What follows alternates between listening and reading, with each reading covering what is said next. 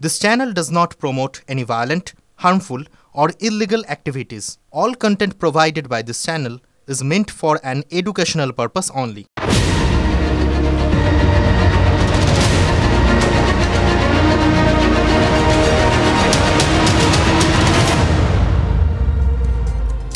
খ্যাতির বিড়ম্বনা বলে একটা বিষয় আছে জানেন তো, মানে বিশেষ করে এই বড় বড় নামধারী লোকেদের দেখবেন তাদের কত রকম বিড়ম্বনার সম্মুখীন হতে হয়, এবং এর সব থেকে বড় বিড়ম্বনাটা বোধহয় মৃত্যুতে।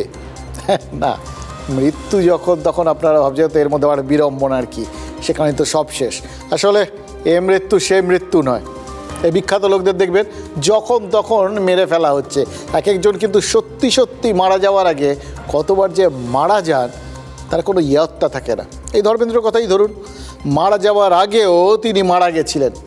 এমনভাবে তার মৃত্যুর খবর উঠে গেছিল যে সানি দেওল তিনি ওই সিনেমার মতো করেই তো তেরে এসছিলেন। তারপর ধরুন ইমরান খান প্রায় রোজই মারা যাচ্ছেন, পাকিস্তানের এই বিশ্বকাপজয়ী প্রাক্তন অধিনায়ক বা প্রাক্তন প্রধানমন্ত্রী। আর যারা অখ্যাত, যাদের জীবনে খ্যাতি নেই, ভাবছেন তো তাদের জীবনেও কি বিড়ম্বনা কম পড়িয়াছে? না, একদম না। অখ্যাত মানুষদেরও তো বিলক্ষণ বিড়ম্বনা আছে, তবে তাদের বিড়ম্বনার বিষয়টা ওই বিখ্যাতদের থেকে একটু অন্যরকম। মানে বিখ্যাতরা বেঁচে থাকতেই এই যে ধরুন এই ধরনের বিড়ম্বনাগুলোর সম্মুখীন হন, বারবার মারা যাওয়া ঠাওয়ার মতো ব্যাপার আর কি। আর অখ্যাতরা তারা মরে যাওয়ার পরেও বেঁচে ওঠেন। কোথায় বেঁচে ওঠেন? না, তার আত্মীয় পরিজনের মনের মধ্যে বেঁচে থাকার কথা আমি বলছি না, তারা জলজ্যান্ত হয়ে ওঠেন একটাই মাত্র জায়গায়, ওই ভোটার তালিকায়। সিরিয়াসলি, এটার প্রমাণ তো এই এসআইআরের সময় আমরা বারবার পাচ্ছি। এই যে রাজ্যের 2208টা ভোট কেন্দ্র, যে কেন্দ্রগুলোয় মৃত মানুষদের বাঁচিয়ে রাখার চেষ্টা হয়েছিল ওই ভোটার তালিকায়, এক সপ্তাহ যেতে না যেতেই যে সংখ্যাটা ওই 2208 থেকে 2 হয়ে গেছে। এই যে প্রায় 7-8 দিনের ভেতর এত বড় একটা ভুল স্বীকার করে নিতে বাধ্য হলেন বিএলওরা। তাতে কি হলো? মানে আমাদের রাজ্যে এই এতগুলো বুথে মৃতরা বেঁচে গিয়েও অবশেষে আবার মারা গেলেন, মরিয়া প্রমাণ করিলেন তারা সত্যি মরিয়া ছিলেন। দেখুন, আমাদের রাজ্যে কোনো কাজ যে সঠিকভাবে হয় না সেটাই কি আরেকবার প্রমাণ হলো না এর ফলে? নাকি এটা প্রমাণ হলো যে প্রথমে সত্যি ভীষণ চাপের মধ্যে ছিলেন বিএলওরা, এমন চাপ যে এতগুলো জায়গার এতগুলো বিএলও তারা সবাই মিলে একই রকম গোলমাল করে ফেললেন, এক ধরনের গোলমাল। মৃতদের নাম আলাদা করে লিখে দিতে বা মেনশন করতে তারা ভুলে গেলেন বা করতে পারলেন না, সবই কাজের চাপ। নির্বাচন কমিশন ভাগ্যিস ওই সমীক্ষার সময়টা বাড়িয়েছিল, একটু চাপ কমেছে তার মানে। আর চাপ কমতেই দেখুন বিএলওরা মাথা ঠান্ডা করে 2206খানা বুথে মৃতদের ঠিক ঠিক মৃত বলে চিহ্নিত করতে পেরেছেন।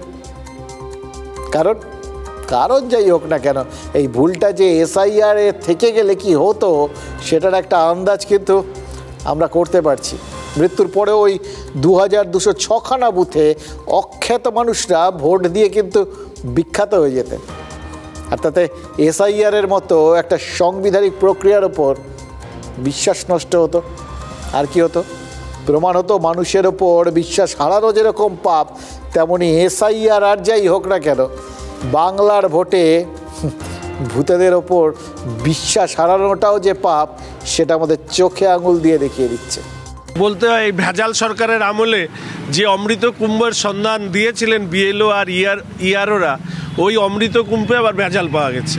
পুরো জাল জুয়া চুরি করেছে। সাদা খাতা দেওয়া, জমা দেওয়া ভিডিও থেকে শুরু করে ভয় পাওয়া ইআরও কিংবা তোষামতকারী সরকারি আধিকারিকরা, এরা হচ্ছে এই জাল জুয়া চুরির নেতৃত্ব দিয়েছে। নির্বাচন কমিশন যদি গত কয়েক বছর ধরে ভালো করে কাজ করতেন, যদি মৃত মানুষের নাম, যিনি এখান থেকে চলে গিয়েছেন অন্য রাজ্যে অন্য জায়গায়, তাদের নাম যদি সব বাদ চলে যেত, তাহলে আজকে এত বড় বড় সংখ্যা দেখতে হতো না। কিন্তু এখন এটা দেখতে হচ্ছে, কারণ অতীতে কাজ করেননি। এখন পরীক্ষার আগের সন্ধ্যেবেলা হচ্ছে যে সারা রাত জেগে পড়াশোনা করতে হবে।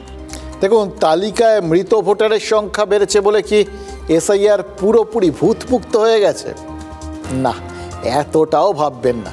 ওই চাঁদের গায়ের কলঙ্ক কোনোদিন যাওয়ার নাকি, ও তো যেরকম আছে সেরকমই থাকবে। সেরকম এসআইআর এটাও কিন্তু কোনোদিন কলঙ্ক মুক্ত হওয়ার মানে সম্পূর্ণ কলঙ্ক মুক্ত হবে এটা এরকম চান্স নেই, নিশ্চিন্ত থাকতে পারে। এবং এই বিশ্বাসটা আরও দৃঢ় হয়েছে, বা বলা ভালো এই বিশ্বাসটা আরও দৃঢ় করেছে নির্বাচন কমিশন। দৃঢ় করেছে নির্বাচন কমিশন নিযুক্ত অন্যতম স্পেশাল অবজারভার পর্যবেক্ষক সি মুরুগান। মুরুগান এর আগে আপনারা দেখেছিলেন তিনি ওই কাকদ্বীপ অঞ্চলে বাড়ি বাড়ি গেছিলেন, এবার গেছিলেন তপসিয়ায়, ভোটারদের বাড়ি বাড়ি গিয়ে খতিয়ে দেখেছেন ওই এনুমারেশন ফর্মগুলো। এবং এর মানে খাতা দেখা তো দেখবেন, খাতা দেখার পর একটা রিভিউয়ের ব্যাপার থাকে, রিভিউ করতে গিয়ে মাঝে মধ্যে ভুল ত্রুটিগুলো ধরা পড়ে, হয়তো কেউ ফেল করা ছাত্র পাশ করে যায়, আবার পাশ করা ছাত্র অনেক সময় ফেলও করে, দুটোই কিন্তু হয়। এই ক্ষেত্রে কী হলো, মুরুগান খাতাগুলো দেখতে মানে ওই এনুমারেশন ফর্মটা দেখতে গিয়ে বেশ কিছু ভুল ত্রুটি খুঁজে পেয়েছেন, এবং ভুলের জন্য সবার সামনে ওই দায়ী বিএলওকে ধরে বকাঝকা পর্যন্ত করেছেন, একদম স্কুল মাস্টার স্টাইল। কিন্তু তার বাইরে আর জিনিস খেয়াল করে দেখুন, বিহারে এসআইআর হয়ে গেছে, বাংলার সঙ্গে উত্তরপ্রদেশ, তামিলনাড়ু সব মিলে 11টা রাজ্য আর কেন্দ্রশাসিত অঞ্চলে এসআইআরটা হচ্ছে। কোথাও দেখেছেন যে বিএলওদের নিবিড় সমীক্ষার পর আরও অতি নিবিড় সমীক্ষা করতে কোনো আইএএস অফিসার কীরকম রাস্তায় রাস্তায় ঘুরে বেড়াতে হচ্ছে, বাড়ি বাড়ি গিয়ে কড়া নাড়তে হচ্ছে? দেখেছেন, শুনেছেন? এখন পর্যন্ত আমরা শুনিনি। হ্যাঁ, শুনেছি একমাত্র আমাদের এখানে। এবং সেদিক থেকে মুরুগনরা প্রমাণ করলেন কি, এই বাংলা ভাবা যায়। এবার সেটাতে আপনি আমি কতটা গৌরবান্বিত হলাম, কতটা গর্বিত হলাম, কতটা লজ্জিত হলাম, সেটা তো আমাদের উপর। কিন্তু গণতন্ত্র, গণতন্ত্রের বিচার ব্যবস্থা, আইনসভা, এইগুলো সবই তো আমাদের কোথাও গিয়ে প্রশাসনের কাজে নিযুক্ত থাকে, আমাদের চালনা করে। এর মধ্যে ওই বিচার সভা, আইনসভার পরেই রয়েছে এই এক্সিকিউটিভদের জায়গা। এক্সিকিউটিভ মানে যারা গণতন্ত্রকে টিকিয়ে রাখেন প্রশাসনিকভাবে। সেই এক্সিকিউটিভদের মধ্যে মানে আধিকারিকদের মধ্যে সর্বোচ্চ জায়গাটায় রয়েছেন এই আইএএসরা। তার মানে বাংলার রাস্তায় ভোটার তালিকায় ভুল ত্রুটি খুঁজতে ব্যক্তি মুরুগান নামেননি। কে নামলেন তাহলে? নেমেছেন গণতন্ত্রের তৃতীয় স্তম্ভের এক প্রতিনিধি। দেখুন, দিন কয়েক আগে ওই বলছিলাম কাকদ্বীপে গেছিলেন, কিন্তু সেটা দেখে এখন মনে হচ্ছে আর কি সেটা ওই ট্রেলার ছিল, অথবা বলতে পারেন প্রিলিউড, মুখরা। হ্যাঁ, কাকদ্বীপে বেছে বেছে বয়স্ক ভোটারদের সঙ্গে কথা বলেছিলেন মুরুগান। কিন্তু তপসিয়ায় সেখানে তিনি কী করলেন? সেখানে তিনি কোনো রকম বাজ বিচারই করেননি। যে ভোটারের বাড়িতে যাওয়া উচিত বলে মনে করেছেন সেখানেই ঢুকে পড়েছেন, সেখানেই করার নেড়েছেন। এবং গিয়ে দেখেছেন তপসিয়ার বিএলও এখনও 105 জন ভোটারের কাছে ফর্মটাই পৌঁছে দিতে পারেননি। এবার প্রশ্ন করতেই পারেননি মানে কি? মানে তিনি কাজের চাপে পারেননি, নাকি এদের খুঁজে পাননি, নাকি এই ভোটাররা কি মৃত, অন্য জায়গায় চলে গেছেন, কোনটা? কোনো উত্তরই দিতে পারেননি বিএলও, যাদের ফর্ম ইতিমধ্যেই কমিশনের সার্ভারে ডিজিটাইজড হয়ে গেছে। এবার সেই ফর্মের ভেতরেও কিন্তু বেশ কিছু ভুল খুঁজে পেয়েছেন মুরুগান। মানে ভেবে দেখুন, যেগুলো পড়ে আছে, যেগুলো ডিজিটাইজড হয়ে গেছে, কোনো কিছু ছাড়ছেন না। খুব কড়া খাতা দেখার ক্ষেত্রে, জানেন তো। এবার নম্বর কীরকম দেবেন কে জানে, কিন্তু আচার ব্যবহার যা, তাতে কিন্তু বেশ অনেক ওই বিএলওর ফেল করার চান্স 16 আনার জায়গায় 18 আনা। আজকেই তো শুনলাম 2 জন ইতিমধ্যেই বিএলওর বিরুদ্ধে, তাদের বিরুদ্ধে কিন্তু শোকজ হয়ে গেছে। এবার দেখুন, মুরুগান তিনি যে সমস্ত ভুল ত্রুটিগুলো ধরেছেন সেগুলো কীরকম, কোন মাপের ভাবছেন তো? কীরকম লেভেলের ভুল করেছেন বিএলওরা? ধরুন, কোনো ভোটারের ফর্মে বাবার এপিক নম্বরটা রয়েছে, কিন্তু আত্মীয়ের নামের জায়গায় ওই ভোটারের দাদার নাম রয়েছে, দেখেছেন? কিন্তু বিএলও কিচ্ছু বলেননি, ওই ভুল সমেতই ফর্মটা আপলোড করে দিয়েছেন। এবার বাধ্য হয়ে মুরুগান জিজ্ঞেস করেছেন যে একজন শিক্ষিত মানুষ এরকম ভুলটা হয় কি করে? দেখুন, তপসিয়ার ওই বিএলও ধমক খেয়ে প্রমাণ করলেন ওই কমিশন কিন্তু এমনি পর্যবেক্ষক নিয়োগ করেনি, করার পেছনে বাস্তবসম্মত কারণ আছে। এবং কমিশন যে এসআইআরের সময়সীমা বাড়িয়েছিল সেটাও এমনি নয়। এই রকম ভুলগুলো খুঁজে বার করার জন্য ওই পর্যবেক্ষকদের সময় দিতে চেয়েছিল তারা, এবং পর্যবেক্ষকরা রাস্তায় নেমে দুধে কতটা জল সেটা মাপতে শুরু করেছেন, এবং সেটা সম্ভব হচ্ছে শুধু ওই বাড়তি সময়টার জন্য।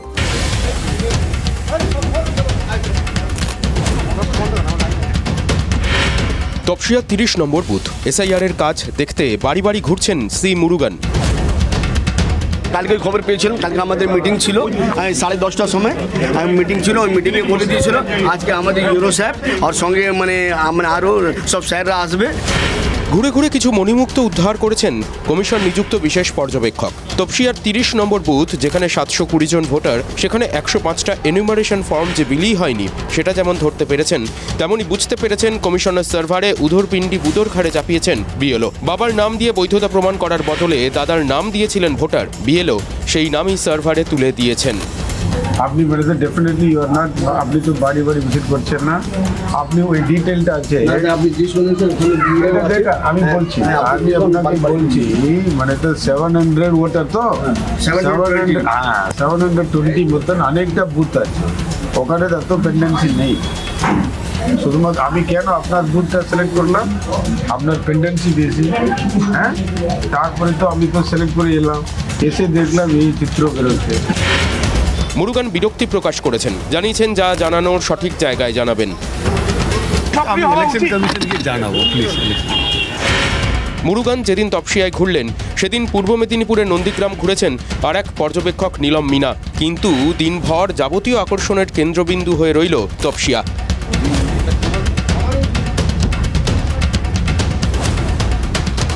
তবে দেখুন এই ছবিটা দেখে আপনারা এটা ভাববেন না যে তো অত্যাশ্চর্য ছবি, অভূতপূর্ব ছবি। এর আগে এই ছবি আপনারা দেখেছেন, বাংলার পথে ঘাটে এই আইএএসদের এভাবে ঘুরে বেড়ানোর ছবিটা কিন্তু একদমই টাটকা বা নতুন নয়। আপনাদের মনে আছে ওই আবাস প্রকল্পে দুর্নীতির অভিযোগ ওঠায় কেন্দ্রীয় সরকারের বিশেষ দল পাঠিয়েছিল, স্পেশাল টিম। সেই দলেও তো আইএএসরাই ছিলেন, তারাও তো মানুষের বাড়ি বাড়ি গিয়ে জিজ্ঞাসাবাদ করেছিলেন এই বাড়িটা আপনার, আপনি আবাসের জন্য আবেদন করেছিলেন, বাড়ি পেয়েছেন নাকি পাননি, সোজা কথা খতিয়ে দেখেছিলেন। তারপর দেখা গেছিল যে মিড ডে মিল থেকে শুরু করে 100 দিনের কাজ, যেখানেই দুর্নীতির অভিযোগ সেখানেই দিল্লি থেকে কেন্দ্রীয় দল আসছে। এর কটা দল আসছে সেই হিসেবটা একটা সময় পর্যন্ত তৃণমূল রাখতো, কিন্তু আমার ধারণা পরবর্তী ক্ষেত্রে গুনতে গুনতে সবাই হাঁপিয়ে গেছিল। আমার মনে আছে ওই তৃণমূলে তারা 150 পর্যন্ত গুনতে পেরেছিলেন, তারপর ছেড়ে দিয়েছেন যে 150-র ওপরে যাই হোক ওই থৌকা একসাথে একটা কিছু ধরে নিলেই চলবে। দেখুন কেন্দ্রীয় সরকার চক্রান্ত করে বাংলাকে ছোট করতে এই দুর্নীতির মিথ্যে অভিযোগে কেন্দ্রীয় দল পাঠাচ্ছে নিজেদের এই অভিযোগটা মানে তুলে ধরার জন্য। তখন ওই থৌকা মানে একসাথে একটা মোটামুটি একটা কিছু 150-র মতো 150টা দল পাঠিয়ে দিয়েছে, এইটাই যথেষ্ট ছিল তৃণমূলের কাছে। এবার দেখুন রাজনৈতিকভাবে তাদের যে চাপের জায়গাটা, অর্থাৎ এই যে দুর্নীতির অভিযোগগুলো, এগুলো মোকাবিলা করতে এই লাইনটা নেওয়া ছাড়া তৃণমূলের আর কোনো রাস্তা ছিল না। কিন্তু এটা ওই ভোটের বাক্স, এর আগের ভোটটাতেও আমরা দেখেছি মানুষ যেভাবে তৃণমূলকে ভোটে জিতিয়েছিলেন, তাতে এটা বিশ্বাস করতে সবাই বাধ্য যে মানুষজন তৃণমূলের যে ব্যাখ্যাটা যে কেন্দ্রীয় সরকার অন্যায়ভাবে বাংলাকে বঞ্চিত করে তারা ওই টাকা পয়সা আটকে রেখেছে, তাদের এই ব্যাখ্যাটায় মানুষজন বিশ্বাস করেছিল, সেই জন্যই তো তাদের ভোট দিয়েছিল। যদি বিজেপির ব্যাখ্যা বা কেন্দ্রীয় সরকারের অভিযোগ যে এখানে দুর্নীতি হয়েছে এইটা তারা মনে প্রাণে বিশ্বাস করত, তাহলে হয়তো তৃণমূলকে ভোট দিত না, কিন্তু দিয়েছিল। কিন্তু তাতেও একটা জিনিস তো উড়িয়ে দেওয়া যাচ্ছে না, বাংলাকে যে সন্দেহের চোখে দেখছে দেশের সরকার, সেটা তো মোটামুটি সবাই বুঝে গেছে।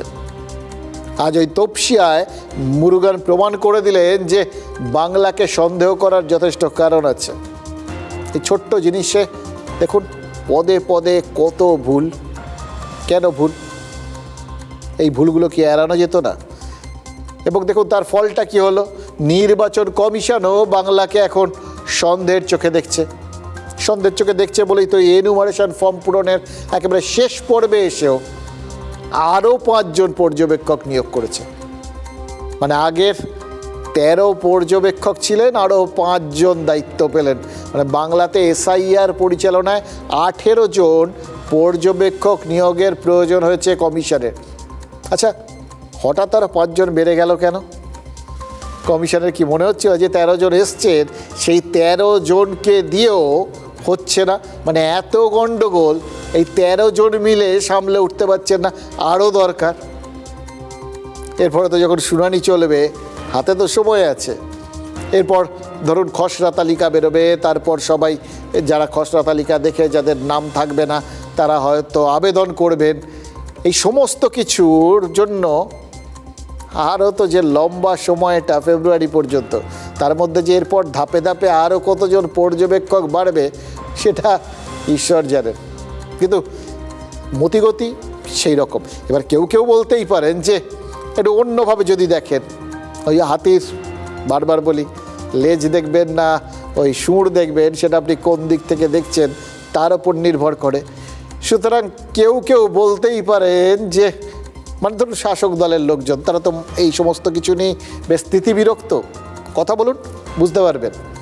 এবার তারা বলতেই পারেন যে হয়তো ওই 13 জনকে এনেও লক্ষ্য পূরণ হচ্ছিল না, ওই জন্য আরও 5 জনকে আনা হয়েছে। ক্রিকেট মাঠে এটা হয় দেখবেন মাঝে মধ্যে 12th ম্যান হয়তো খুব প্রয়োজনীয়। নর্মালি 12th ম্যানকে কেন আসেন? ব্যাটসম্যানকে একটু জল টল খাওয়ার দরকার হলে, বা ধরুন ব্যাট বদল করলেন, বা প্যাড বদল করবেন, বা গ্লাভস বদল করবেন, এই সমস্ত কারণে 12th ম্যানকে ডেকে পাঠানো হয়। আর একটা কারণে 12th ম্যানরা ভেতরে ঢোকেন যখন ক্যাপ্টেন বা কোচ কিছু নির্দেশ দিতে পাঠান, হঠাৎ করে ঢুকে পড়েন আর কি। আপনার জল তেষ্টা পাননি কিন্তু জলের বোতল নিয়ে চলে এলো। আসলে ওটা জলের বোতলটা আপনি দেখছেন, আসলে তার কাছে যেটা রয়েছে সেটা হচ্ছে বার্তা, কোনো বিশেষ নির্দেশ। তৃণমূল সেরকমই ইঙ্গিত করে যে এই আরও 5 জন শেষ মুহূর্তে ঢুকলেন, তারা কি এই বিশেষ কাজের জন্য এসছেন? আরও কোনো বিশেষ মানে বার্তা নিয়ে বা নির্দেশ নিয়ে এসছেন তারা? এবার কি নিয়ে এসছেন তারাই জানেন। কিন্তু শুভেন্দু অধিকারী বলছেন যে কাজের জন্যই আসুক বড্ড দেরি করে ফেলেছে, কমিশনে বড্ড দেরিতে ঘুম ভেঙেছে। তাহলে তিনি কি হতাশ? ডিএফ এবং 1 শ্রেণীর বিডিওরা, এইআরওরা, তারা যে ম্যাল প্র্যাকটিসেস করেছেন, এটা সবচেয়ে বড় দুর্নীতি বলে আমার মনে হয়েছে। ইলেকশন কমিশনও প্রথমটা লাটাইতে একটু সুতো ছেড়ে দিয়েছিল, এখন গুটাচ্ছে আস্তে আস্তে। যত দিন যাবে যন্ত্রণা বাড়বে, সব বদরক্ত আস্তে আস্তে বেরোতে শুরু করবে। Wait and see, wait and see. আগামী 4 সপ্তাহ হরি বল। পশ্চিমবঙ্গের এসআইআর নির্বাচন কমিশনের ল্যাবরেটরির একটা গিনিপিগে রূপান্তরিত হয়েছে। প্রথম কথা, এখানে পঞ্চায়েত নির্বাচন করতে দেওয়া হয় না, নগরপালিকা নির্বাচন করতে দেওয়া হয় না, এবং নির্বাচনের দিন ভোটারদেরকে বুথে পর্যন্ত যেতে দেওয়া হয় না, বুথে এজেন্ট বসতে দেওয়া হয় না, প্রক্সি ভোট, ছাপ্পা ভোট আরামসে চলে এখানটাই। কেন্দ্রীয় বাহিনীর ঠুটো জগন্নাথের মতো দাঁড়িয়ে থাকে। ফলে নির্বাচন কমিশন তাদের এইসব তথ্য জানা থাকা সত্ত্বেও তারা কেন এগুলোর প্রস্তুতি না নিয়ে এসআইআর করতে গেল, সেটা আমার কাছে সবথেকে বড় প্রশ্ন। বিদেশি পর্যটক আনার ক্ষেত্রে সারা ভারতে এখন বাংলার অবস্থান দ্বিতীয়। আর রাজনৈতিক পর্যটন দিল্লি খুব পছন্দ করে। দেখবেন ভোট আসছে, নরেন্দ্র মোদী, অমিত শাহ দলবল নিয়ে হাল্লা চলেছে, যুদ্ধের মতো কিরম ডেলি প্যাসেঞ্জারি করবে। কখনো সিবিআই ইডি প্লেন ভরে পাঠিয়েছে, কখনো বিভিন্ন কমিশনের চেয়ারম্যান টিম এইসব পাঠিয়েছে, কমিটি অমুক পাঠিয়েছে, এখন নির্বাচন কমিশন পাঠাচ্ছে। দেখুন এই চাপটা সেটা কিন্তু নির্বাচন কমিশনও টের পাচ্ছে। কারণ এই যে কথাগুলো ধরুন কুণাল ঘোষ যেটা বললেন, এই চাপটা যে পড়বে এটা তারা জানেন। আরও একটা জিনিস তারা জানেন, সেটা হচ্ছে এই বাদের তালিকাটা যখন বেরোবে তখন সেটা নিয়ে আরেক প্রস্থ রাজনৈতিক ঝড় উঠবে, যেটা সম্পর্কে মমতা বন্দ্যোপাধ্যায় ইতিমধ্যেই বিভিন্ন সময় বলে দিয়েছেন। সব মানে জ্যান্ত লোকেদের মৃত করে দেবে, এই অভিযোগ তো তার আছে। এটাই হচ্ছে এসআইআরের মজা, জানেন তো। আপনারা সারাক্ষণ একটা জিনিস দেখতে দেখতে অভ্যস্ত হয়ে গেছেন, সেটা হচ্ছে ধাঁধায় থাকা। একটা বিভ্রান্তিতে ভোগা। রাজনৈতিক নেতারা আমাদের এরকম সারাক্ষণ এমন ধাঁধার মধ্যে রেখেছেন যে আমরা সবসময় একটা ঘোরের মধ্যে থাকি। মজাটা হচ্ছে ওই সবারই তো দিন আসে না, এক রকম করে চিরদিন তো কারো সমান নাই যায়, সুতরাং মাঝে মধ্যে পাশা কিন্তু পাল্টায়। এবার সেই পাশা পাল্টেছে, রাজনৈতিক নেতারা আমাদের ধাঁধায় রাখেন, এবার এসআইআর নিয়ে রাজনৈতিক দলগুলোকে কমিশন ধাঁধায় রেখেছে। ওই জন্যই দেখুন যে যার মতো করে এসআইআর সংক্রান্ত বিষয়গুলোকে দেখছেন, কেউ দেখছেন লাটাই, কেউ দেখছেন পর্যটন। আমরা কি দেখছি? আমরা সেটাই দেখছি যেটা কমিশন দেখাচ্ছে, এবং যেটা দেখাচ্ছে সেটা খুব ইন্টারেস্টিং। এরা যে এখন পর্যন্ত 57 লক্ষের মতো এনুমারেশন ফর্ম মোটামুটি বাদের খাতায়, মানে হয় মৃত, নয় ভোটার খুঁজে পাওয়া যায়নি, নয় তারা অন্য কোথাও চলে গেছেন, বাড়ির থেকে বলে দেওয়া হয়েছে, এরকম বিষয় আর কি। এবং তার মানে ধরুন এগুলো সবকটাই কিন্তু মানে যে কারণের জন্য ভোটার তালিকার থেকে বাদ যেতে পারে নাম, তার একদম যথার্থ কারণ। সুতরাং ধরে নেওয়া যেতে পারে 57 লক্ষ প্রাথমিকভাবে বাদ তো যাবেনি। এবার যদি কেউ তার মধ্যে থেকে হঠাৎ করে আবার সে এসেছে ফিরিয়া বলে ঢুকে পড়ে, এসে বলে আরে আমার নামটা কোথায় গেল, তাহলে আলাদা কথা, আবেদন করবেন, তারপর যা হবে সেটা তো দেখা যাবে। এবং যাদের ফর্ম ফিল আপ হয়েছে, ফর্মগুলো পেয়েছেন বিএলওরা, এসে আপলোড করেছেন, মানে ডিজিটাইজেশন হয়ে গেছে, সেগুলোর কিন্তু কনস্ট্যান্ট পরীক্ষা করা চলছে এআই টিআই বিভিন্ন রকম জিনিস দিয়ে। এবং তার ফলে 29 লক্ষ ভোটারের এখনও দেখা গেছে যে ম্যাপিং করা যাচ্ছে না, মানে হচ্ছে ওই 2002 সালের তালিকার সঙ্গে এই 29 লক্ষ মানুষের কোনো লিঙ্ক কিছুতেই খুঁজে পাওয়া যাচ্ছে না। এবার এই সংখ্যাগুলো একটু কম বেশি এদিক ওদিক হতে পারে, সুতরাং মোটামুটি এরা একদম একসাথে ধরে নিন 30 লক্ষের মতো। এবার এই 30 লক্ষ তার মানে হিসেব অনুযায়ী এদের শুনানিতে ডাক পাওয়ার কথা। দেখুন দুটো কাজ করেছে নির্বাচন কমিশন।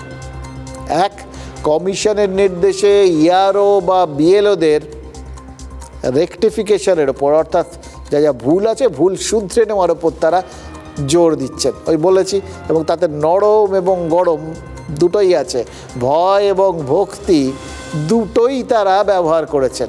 একটা ওই এডিট করা ট্যাব দিয়ে দিয়েছেন এবং বলে দিয়েছেন যে যদি ভুল করে থাকো, সে ভুলটা ইচ্ছাকৃত হোক অনিচ্ছাকৃত হোক, শুধরে নাও, আমরা ধরে নেবো ওটা অনিচ্ছাকৃত ভুল ছিল। কিন্তু 11 তারিখের পর যদি সেই ভুল না শুধরাও এবং তারপর যদি ভুল ধরা পড়ে, তাহলে তো আমরা ধরে নেব ওই ভুলগুলো ইচ্ছাকৃত ছিল। আর ইচ্ছাকৃত ভুল, সেটার জন্য তো শাস্তি আছে। শাস্তি কি হতে পারে সেটা ইতিমধ্যেই বিভিন্ন জায়গায় বিভিন্ন রাজ্যে কিন্তু ওই বিএলওদের বিরুদ্ধে এফআইআর হয়েছে। আমাদের এখানে এখনো হয়নি, কিন্তু সদ্য 2 জনের বিরুদ্ধে শোকজের নোটিশ গেছে। সুতরাং চাপের একটা যে উদাহরণ তৈরি হয়েছে সেটাও উড়িয়ে দিতে পারবেন না। এবার এই যে বারবার বলছে রেকটিফিকেশন করো, শুধরাও, ভুল শুধরে নাও, এটা হলে কি হবে? এবার সবাই নতুন করে নিজেদের খাতাগুলো একবার রিভিশন দেবেন। ওই পরীক্ষায় আমরা খাতা জমা দেওয়ার আগে একটুখানি যদি তাড়াতাড়ি পরীক্ষা হয়ে যেত, দেখবেন বাবা মারা আপনাদেরও বলতেন, আমরা আমাদের ছেলে মেয়েদের বলি, চেষ্টা করবি হাতে যত খানিকটা সময় থাকে ওই খাতাটা জমা দেওয়ার আগে যেন রিভিশন দিতে পারিস। এই চোখ বুলিয়ে নেওয়াতে অনেক ভুল ধরা পড়ে যায়। সুতরাং আমরা ধরে নিচ্ছি এই যে ভোটার তালিকা বা এনুমারেশন ফর্ম, এই এনুমারেশন ফর্মগুলো যখন আবার নতুন করে পরীক্ষা করবেন তখন কিছু না কিছু ভুল টুল ধরা পড়বে। বহু ক্ষেত্রে হয়তো ডুপ্লিকেট ভোটার রয়েছে, একই নামে 2 জন উঠে গেছে, একই জন, তো সেগুলো কমতে পারে। এইটার জন্যেই ওই অপশানসগুলো দেওয়া হয়েছে, চাপ দেওয়া হয়েছে। এবার দুটো জিনিস ঠেকাতে এই মুহূর্তে ওই কমিশন তারা কিন্তু মরিয়া। এক, ওই ডুপ্লিকেট ভোটার, একজনেরই 2 জায়গায় নাম বা একই নামের একাধিক লোক, এরকম ব্যাপার আর কি, হয়তো এপিক টেপিক আলাদা কিন্তু ছবি নাম সব একই রকম, এগুলোকে ধরা। আর দ্বিতীয় হচ্ছে মৃতের সংখ্যা। এই জায়গাটাতেও পর্যবেক্ষকদেরাও খুব কড়া এবং কমিশনও বিএলওদের বেশ কড়াভাবে পরীক্ষা করতে বলেছেন। এবার এই যে এত কিছু নতুন করে খাতা পরীক্ষা করা, আবার কারু রিভিশন দেওয়া, এইসবের ফলে খাতায় নম্বরে কতটা ইধার উধার হতে পারে, এটাই তো আপনাদের প্রশ্ন। এই সাধারণ মানুষ সোজা সাপটা জিনিস, ওই কত পার্সেন্ট হলো, কী হলো না হলো কেউ ভাবেই না। সবার একদম স্ট্রেট কাট, ওইটা জানতে ইচ্ছে করে। মোদ্দা কথাটা বলুন না, গেল কত, এর একটা আন্দাজ। হ্যাঁ, একটা আমরা দেখুন, আমরা তো ওই কিছু নিয়ে বসিনি, পাখি টাকি কার্ড ফার্ড যা যা হয় আর কি, যেগুলো দিয়ে বলতে পারা যায় এগুলো নিয়ে বসিনি, কিন্তু আমরা রাজনৈতিক নেতাদের নিয়ে বসেছি। তার ফলে আমরা আপনাদের একটা আন্দাজ দিতে পারছি। আজকে বিজেপি নেতা রাহুল সিনহা মুখ্য নির্বাচন আধিকারিকের অফিসে গিয়েছিলেন, বৈঠক করতেই গিয়েছিলেন। আর বৈঠকের পর বেরিয়ে এসে বলেছেন এই SIR এর শুনানিতে কম করে নাকি 1 কোটি ভোটার ডাক পাবেন। মানে একটা তিনি ভবিষ্যৎবাণী করলেন রাজনৈতিক। এটা দেখুন, এটা কিন্তু ওই বলতে পারবেন এটা টিয়া পাখির ভবিষ্যৎবাণী বা ওই কার্ড টানা ভবিষ্যৎবাণী, এটা একদম রাজনৈতিক নেতার ভবিষ্যৎবাণী। সুতরাং আপনারা একটুখানি সেটাকে ধরতে পারেন, কিন্তু এটার থেকে আপনাদের অন্য অঙ্ক কষতে একটুখানি সুবিধা হয়ে যাবে। খেয়াল করে দেখুন, আগে বলছিলাম 57 লক্ষের মতো যাদের মোটামুটি বাদ যাওয়ার কারণে এনুমারেশন ফর্মগুলোর থেকেই পরিষ্কার হয়ে গেছে যে এগুলো কেউ চলে গেছেন, কারোর 2 জায়গায় নাম, কারোর কেউ নাম এখানে রাখতে চান না, আগেই কাটতে বলে দিয়েছেন, এবং যারা মৃত, এই সংখ্যাটা 57 লক্ষ। সুতরাং ধরে নিচ্ছি এরা বাদের তালিকার থেকে বাদ পড়বেন, প্রাথমিকভাবে তো পড়বেনই। এবার এর বাইরে আরও 1 কোটি ভোটার শুনানিতে ডাক পাবেন। মানে এই প্রাথমিক পরীক্ষায় 1 চান্সে এরা বেরোতে পারছেন না। সংখ্যাটা কত? 1,57,00,000। এই যে 1 কোটি, তার মানে এদের সাপ্লি দিতে হবে, ওরকমই তো ব্যাপার। আবার ফের শুনানিতে বসতে হবে। শুনানিতে যদি প্রশ্ন করে তথ্য প্রমাণ দেখে কমিশনের কর্তারা তারা খুশি হন তাহলে পাস, নইলে ফেল। মানে 57-র পর এই 1 কোটির থেকে কতজন ফেল করবেন ফাইনালি, সেই সংখ্যাটা যোগ হবে। এটা মোটামুটি আপনারা ধরে নিতে পারেন। এবার এর থেকে আপনারা ভাবতেই শুরু করেছেন, তো তাহলে হলোটা কত? এর আগে তো বিজেপি নেতারা বিভিন্ন রকম দাবি দাওয়া করেছিলেন। সুকান্ত মজুমদারের মতো কেউ SIR শুরুতে বলেছিলেন রাজ্যে 1.5 কোটি ভোটারের নাম বাদ যাবে। হ্যাঁ, সুতরাং সেইগুলো কি হচ্ছে, এটাই তো প্রশ্ন। ছেড়ে দিন না। হ্যাঁ, অন্য কথাটা ধরুন, মানে ধরুন রাহুল সিনহার কথাটাই সত্যি। 1 কোটি ভোটার শুনানিতে ডাক পেলেন এবং তার মধ্যে 60 লক্ষ ভোটার কমিশনকে সন্তুষ্ট করে আবার ভোটার তালিকায় ফেরত গেলেন। তারপরেও থাকবে কত? 40 লক্ষ। এবার আগেই খোঁজ না পাওয়া ওই 57 লক্ষ। তারপরেও ধরুন এখনও মানে দেওয়ার জন্য মোটামুটি 3 লক্ষ ফর্ম পড়ে রয়েছে, যাদের দেওয়ার লোক খুঁজে পাওয়া যাচ্ছে না। সে যদি পড়েই থাকে সেগুলো কমিশনের ঘরে, আরও 3 লক্ষ যোগ হবে, সব মিলে ওখানেও প্রায় 60 লক্ষ। মানে দুটো মিলিয়ে হলো কত? ওই 1 কোটির মতো। এবার এই 1 কোটিটাও তো একজন রাজনৈতিক নেতা শুনিয়ে রেখেছেন, শুভেন্দু অধিকারী। এবার কার্ডটা মিলুক চাই না মিলুক, কারুর একটা হয়তো মিলে যেতেও পারে, জানেন তো। কে কতটা ভবিষ্যৎদ্রষ্টা তার উপরে এই গোটা বিষয়টা নির্ভর করবে। এবার সেটা যে আপাতত শুভেন্দু অধিকারীর কাছাকাছি যাওয়ার একটা সম্ভাবনা আছে, এটাই কি রাহুল সিনহা ওই সিওর সঙ্গে বৈঠকে কনফার্ম করে এলেন। দেখুন, মমতা বন্দ্যোপাধ্যায় তো আজ বলেছেন SIR করে 1 কোটি ভোটারের নাম বাদ দেওয়ার চেষ্টা হবে, এবং কমিশন সেই চেষ্টাটা করবে বিজেপির কথায়। স্পষ্টভাবে বুঝিয়ে দিয়েছেন মুখ্যমন্ত্রী। মানে 1 কোটি এই সংখ্যাটা কিন্তু আপাতত থাকছেন স্যার। এবার কোন তালিকায় থাকছেন আপনারাই বুঝে নিন। 1 কোটিরও ওপরে হিয়ারিং হবে, আর সেই হিয়ারিংগুলো যাতে ট্রান্সপারেন্সি বজায় থাকে তার জন্য আমরা সিওর কাছে আবেদন জানিয়েছি। যদি সম্ভব হয় তাহলে ওখানে যাতে কোনো জালিয়াতি না হয় তার জন্য CC ক্যামেরার ব্যবস্থা, মাইক্রো অবজারভারের ব্যবস্থা, এগুলো করার জন্য আমরা বলেছি। শুধু মিথ্যে নোটবন্দি ভোটবন্দি 1 কোটি লোকের নাম বাদ দিতে হবে। মারা যায়নি, মৃত দেখানো হচ্ছে। তখন হিয়ারিং শুরু হবে, হিয়ারিংয়ে ডাকলে যাবেন, কাগজপত্র যা থাকবে নিয়ে যাবেন। যদি না থাকে আমরা পার্টির পক্ষ থেকে এবং সরকারের পক্ষ থেকে, আমি আগেই বলেছি, আমরা মে আই হেল্প ইউ প্রতি গ্রাম সভায়, প্রতি গ্রাম পঞ্চায়েতে আমরা বুথ করে দেবো। সেখানে যান, গিয়ে বলুন আমার এই শংসাপত্রটা নেই, এটা আমার পরিবারের একজনের আছে, এটা দেখে করে দিন। আচ্ছা, মুখ্যমন্ত্রী ওই যে কথাটা বলছিলাম, জ্যান্তদের মৃত সাজিয়ে নাম বাদ দেওয়া হবে, এই অভিযোগটা তুলে দিলেন। এই অভিযোগটা কি কোথাও গিয়ে এই যে নির্বাচন কমিশনের আধিকারিকরা তাদের উপর চাপ হয়ে চেপে বসছে, ওই জন্যে কি তারা একটু বাড়তি সতর্ক, যাতে তাদের কাজের ওপর কালির দাগ না লাগতে পারে? তারা কী করেছেন জানেন? আজকেও নির্বাচন কমিশনের তরফ থেকে ওই বিএলওদের সাথে এখন হয়তো একটা বৈঠক চলছে, মানে অনলাইন বিষয়গুলো। এর একটাই লক্ষ্য, যেখানে যেখানে যত মৃতের নাম পাঠানো গেছে সেগুলো আবার বিএলওদের কাছে লিস্ট করে পাঠানো হচ্ছে এবং বলা হচ্ছে সব আবার নতুন করে চেক করুন, মৃত সংক্রান্ত কোনো ভুল যেন না থাকে। মানে 1-2 দোষী ছাড়া পেয়ে যাক সেটা ঠিক আছে, কিন্তু একজনও নির্দোষ যেন দোষী হয়ে শাস্তি না পায়। এটা হচ্ছে সংবিধানের একটা মূল লক্ষ্য, যেটা অনেকটা সেই রকম একটা লক্ষ্য নিয়ে চলছে, যে 2-4টে যদি ছিটকে ছাটকে গিয়েও থাকে ঠিক আছে, কিন্তু কোনো জ্যান্ত লোকের যেন নাম মৃতের তালিকায় না ওঠে। জমালয়ে জীবন্ত মানুষ পৌঁছে গেলে সে যে কী কেলেঙ্কারি হয় সে তো ভানু গিয়ে দেখিয়ে দিয়েছিল।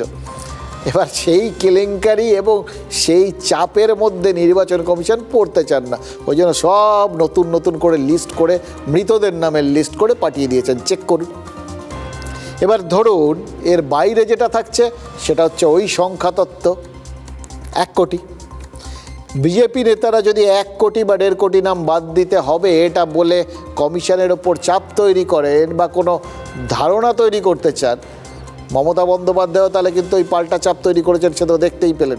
এবং সে চাপের বহর কি সেটা তো ওই যেভাবে রাতারাতি আবার বিএলওদের সাথে বৈঠক করা হচ্ছে, তাদের গাইডলাইন দেওয়া হচ্ছে, তাদের নতুন করে চেক করতে বলা হচ্ছে, তার মধ্যেই প্রমাণ। এবার এই যদি কেন মমতা বন্দ্যোপাধ্যায়ের এই কথা এবং কেন নির্বাচন কমিশনের এই লক্ষ্য? কারণ একবার যদি মমতা বন্দ্যোপাধ্যায় দেখাতে পারেন জীবিত ভোটারদের মৃতের তালিকায় নাম পাওয়া গেছে, তাহলে তো, এবং সেটার হয়তো সূত্রপাত ওই জায়গার থেকে 2208টা মৃত্যুহীন বুথের সংখ্যা কমতে এখন 2 হয়েছে, মানে ওই জায়গাগুলোতে প্রাথমিকভাবে সবাই জীবন্ত ছিলেন 2002-এর পর, এবার তাদের মধ্যে মৃত খুঁজে পাওয়া যাচ্ছে, মানে প্রাথমিকভাবে জীবিতরাদের মধ্যে অনেকেই মৃত হয়েছেন। এটাই জ্যান্তর মৃত হয়ে যাওয়ার অভিযোগ বলে যদি কোনোভাবে একবার মমতা বন্দ্যোপাধ্যায় প্রমাণ করতে পারেন তাহলে বিরাট চাপ। তাহলে তো এটা প্রমাণিত হয়ে যাবে বা তৃণমূল এটা নিয়ে এবার পরের ধাপে প্রচার শুরু করবে যে ওই বিজেপি বলেছিল 1 কোটি 1.5 কোটি, সেই লক্ষ্যমাত্রা পূরণের জন্য কমিশন প্রাণপণ চেষ্টা করে যাচ্ছে। তখন কিন্তু এই পরপর এই যে আবার যে 5 জন পর্যবেক্ষক এলেন, ওই বললাম 12th ম্যানের তত্ত্ব, যারা বিশেষ নির্দেশ নিয়ে এসছেন, বিশেষ লক্ষ্য পূরণে এসছেন, সেটা আবার তৃণমূল বলতে শুরু করবে এবং এই সব কিছুর পেছনেই যে বিজেপির চাপ কাজ করছে সেটা প্রতিষ্ঠিত করার চেষ্টা করবে। কিন্তু দেখুন, সব মেনে নিলাম, এগুলো অভিযোগ, পাল্টা অভিযোগ, রাজনৈতিকভাবে প্রত্যেকেই নিজের দিক থেকে যে বক্তব্যটা বলা উচিত বা যেটা লাইনটা নেওয়া উচিত সেটা নিয়ে নিচ্ছেন, সবটা বুঝে গেলাম। একটা মনস্তাত্ত্বিক লড়াই চলছে কিন্তু এই সংখ্যাতত্ত্ব নিয়ে, এটাও মেনে নিলাম। কিন্তু যাই হোক, একটা জিনিস তো কিছুতেই উড়িয়ে দিতে পারছি না, এই 1 কোটি এই সংখ্যাটা এবং এই 1 কোটি ভোটারের বাদ যাওয়ার সম্ভাবনাটা, এটা কিন্তু কেউ উড়িয়ে দিতে পারছেন না, মমতা বন্দ্যোপাধ্যায় উড়িয়ে দিতে পারলেন না। এটা উদ্দেশ্য প্রণোদিত হোক, ঠিক হোক, বেঠিক হোক, সেটা পরের প্রশ্ন, কিন্তু এই সংখ্যাটা এটা যে তার মনের মধ্যেও গেঁথে গেছে এটা তো তার বক্তব্যেই প্রমাণ। এবার প্রশ্ন হচ্ছে যদি তাই হয় তাহলে শাসক দলের ক্ষতি কতটা হবে? মুখ্যমন্ত্রী আজ বলেছেন যারা শুনানিতে ডাক পাবেন তাদের চিন্তা করার কিচ্ছু নেই, সমস্ত কাগজপত্র হাতের কাছে তৈরি রেখে দেবেন, কোনো ব্যাপার না, ওগুলো দেখিয়ে দেবেন, হয়ে যাবে। আর যদি কাগজপত্র না থাকে তাহলেও চিন্তা নেই, রাজ্য সরকার আছে তো, সাহায্য করবে। এটা আগেই ঘোষণা হয়ে গেছে, নবান্ন তো ঠিক করে ফেলেছে যে এনুমারেশন ফর্ম পূরণের কাজ শেষ হলেই তারা মে আই হেল্প ইউ ক্যাম্পগুলো চালু করে দেবে। মানে নিজেদের যদি রাজনৈতিক ক্ষতি হওয়ার সম্ভাবনা থেকেও থাকে, মানে যেটা তৃণমূল বলছে যে তাদের রাজনৈতিক ক্ষতি করার, বোঝাতে তো তাই চাইছে যে বিজেপির নির্দেশে তাদের রাজনৈতিক ক্ষতি করার চেষ্টা করছে নির্বাচন কমিশন, তাহলে তারাও পাল্টা কিন্তু মানে বিনা যুদ্ধে নাহি দিব সুচাগ্র মেদিনী, তারাও সহজে কিন্তু মাটি ছাড়বে না, তারাও নিজেদের পাল্টা রক্ষণটা প্রস্তুত করছে, সেটা কিন্তু তৃণমূল বুঝিয়ে দিয়েছে। এবার বিজেপি বলছে হ্যাঁ তারা আবার এই যে নিজেদের ভোটারদের বাঁচানোর যে প্রয়াস, মানে যাদের নাম বাদ যাবে আর কি, বা যারা শুনানিতে ডাক পাচ্ছে তাদের সাহায্যের প্রয়াস, যেটাকে তৃণমূল সাহায্যের প্রয়াস বলছে, বিজেপি সেটাকেই বলছে যে শুনানির আগেই ওই যারা অবৈধ অনুপ্রবেশকারী তাদের বাঁচানোর প্রয়াস, তাদের হাতে কাগজপত্র তুলে দিতেই নাকি সরকারি তরফে ওই ক্যাম্পগুলো হচ্ছে। মানে এটাও রাজনৈতিক অভিযোগ, অভিযোগ পাল্টা অভিযোগ, এটা তো থাকবে। কিন্তু এর বাইরে কি রয়েছে দেখুন, এর বাইরে যেটা আছে সেটা হচ্ছে এই ভোটার তালিকায় নাম থাকার একটা সুনির্দিষ্ট নির্দেশ। সুপ্রিম কোর্ট আজ বলে দিয়েছে যতক্ষণ না নিশ্চিত হচ্ছে নাগরিকত্ব ততক্ষণ ভোটাধিকার পাওয়া যাবে না। এবার আপনারা বলবেন এটাই তো স্বাভাবিক, ভোটাধিকার তো তখনই পাওয়া যায় যখন কারোর নাগরিকত্ব নিশ্চিত হয়, তাহলে এটা নতুন করে আলোচনার জায়গায় এলো কোত্থেকে? আলোচনার জায়গায় এলো তার কারণ এই মতুয়াদের নাগরিকত্বের আবেদন সংক্রান্ত মামলার শুনানিটা চলছে সুপ্রিম কোর্টে প্রধান বিচারপতির বেঞ্চে, এবং সেখানে এই বিষয়টা স্পষ্ট করে দেওয়া হয়েছে, মানে শুধু আবেদন করলে তো চলবে না, আবেদনটা করতে হবে এবং তাদের নাগরিকত্ব পেতে হবে। এবার যদি কেউ সিএতে নাগরিকত্ব পেয়ে যায়, এটা উল্টো দিক থেকে দেখলে, যদি কেউ এই সিএতে আবেদন করার মাধ্যমে নাগরিকত্ব পেয়ে যান তাহলে কিন্তু তাকে ভোটাধিকার দিতেই হবে, এটাও তো পরিষ্কার। এবার এই জায়গাটাতেই যাবতীয় বোঝানোর এদিক আর সেদিক। মতুয়াদের এতদিন তৃণমূল কি বোঝাচ্ছিল? সিএ ফর্ম পূরণ করার কোনো দরকার নেই, যদি একবার আপনি ভুল করে ফর্ম ফিল আপ করে দিয়েছেন, মানে নাগরিকত্বের জন্য আবেদন করেছেন, তাহলেই প্রমাণ হয়ে যাবে যে আপনি অনুপ্রবেশকারী, আপনাকে অনুপ্রবেশকারী হিসেবে কেন্দ্র চিহ্নিত করবে, তারপরে এনআরসি টেনআরসি করে বাইরে বার করে দেবে বা ডিটেনশন ক্যাম্প, মানে যত রকম যা বলা যায় আর কি ভয় পাওয়ানোর জন্য তৃণমূল সেগুলো বলছিল। কিন্তু সেই বক্তব্য আর তো খাটছে না। সুপ্রিম কোর্ট বলে দেওয়ার পর এই মতুয়ারা কিন্তু বুঝতে পারবে যে সিএ ফর্ম পূরণের গুরুত্বটা কোথায়, কারণ তাদের যদি ভোটাধিকার পেতেই হয় তাহলে ফর্ম পূরণ করাটা এটা রাষ্ট্রের শর্ত, এটা তো অন্যথা করার কোনো জায়গা নেই। এবার যদি কোনো কারণে তৃণমূলের কথা শুনে কোনো মতুয়া এসআইআরে নাম তুলতে না পারেন, মানে হয়তো কেউ আবেদন করলেন, তিনি নাগরিকত্ব পেয়ে গেলেন, তার ভোটাধিকার হয়ে গেল, ভোটার তালিকায় নাম তুলে ফেললেন, আর আরেকজন তিনি ভয় পেয়ে ওই সিএ আবেদন করলেন না আর এসআইআরে নামও তুলতে পারলেন না, নাম টাম কাটা গেল, তাহলে ক্ষতিটা কার? তৃণমূলের নাকি বিজেপির? এইটা প্রচুর একটা জটিল জায়গায় গিয়ে পৌঁছেছে। এবার ধরুন এগুলো সবই তো ভোট ব্যাংক, মতুয়ারা ভোট ব্যাংক, সেই ভোট ব্যাংকের মধ্যে কিন্তু এই আবেদন করা না করা, এটা বোঝানো উল্টো বোঝানো, এর মাধ্যমে একটা ভাঙন ধরানোর যে একটা সারাক্ষর একটা প্রচেষ্টা চলছে, সেটা পরিষ্কার বুঝতে পারছেন। এটাই এবারের, মানে প্রত্যেকবার দেখবেন পুজোয় নতুন নতুন ফ্যাশন আসে না, এবারের এই ভোটের আগে এটাই হচ্ছে ফ্যাশন, যেখানে যত ভোট ব্যাংক আছে তাতে ফাটল ধরাতে হবে, সবাই সেই চেষ্টাটাই করছেন। ধরুন মুসলিমরা এরকম একটা ভোট ব্যাংক, মতুয়াদের মতোই, মুসলিম ভোটার বাদ গেলে মানে মুসলিম ভোটের মধ্যে যদি দুটো হয়, যদি কোথাও ফাটল ধরে ভোট ব্যাংকের মধ্যে, অথবা প্রাথমিকভাবে ধরে নিচ্ছি ফাটলটা ধরলো না, পুরো অক্ষত রয়েছে, কিন্তু তার থেকে মুসলিম ভোটার এসআইআরের মাধ্যমে বাদ গেল। মুসলিম ভোটার এসআইআরের মাধ্যমে ভোটার তালিকার থেকে বাদ গেলে যদি তৃণমূলের ক্ষতি হয়, মানে যদি ধরে নেন যে পুরো ভোট ব্যাংকটাই তৃণমূলের, তাহলে যদি নাম বাদ যায় তৃণমূলের ক্ষতি, সোজা সবটা ব্যাপার। তাহলে মতুয়ারা বাদ পড়লে কাদের ক্ষতি? এইটা খুব জটিল। ওই বললাম কিসে লাভ কিসে ক্ষতি, সবাই সেই অঙ্ক কষে যাচ্ছে, বুঝলেন তো। এই ক্ষেত্রে অন্তত কেউ ওই যেরকম মুসলিমদের ক্ষেত্রে নিশ্চিত হয়ে যাওয়া যাচ্ছে অঙ্কের উত্তর মিলে যাচ্ছে, এই ক্ষেত্রে মিলছে না। কারণ মতুয়াদের মধ্যে সে ঠাকুর বাড়ির থেকে শুরু করে সব জায়গাতেই কিন্তু ভাগাভাগিটা স্পষ্ট। এবার কার মধ্যে ওই বাতিলের তালিকার লোকজন লুকিয়ে রয়েছেন, বা কোন আবেদন নিবেদন বা কোন নির্দেশিকার ফল কার ওপর কোন ভাগের মধ্যে পড়বে, এটা কেউ জানেন না। বিজেপির ভাগেও পড়তে পারে, তৃণমূলের ভাগেও পড়তে, অথবা দুপাশের ভাগেই পড়তে পারে, তাতে কি কে বেশি কে কম সেটা কেউ জানেন না।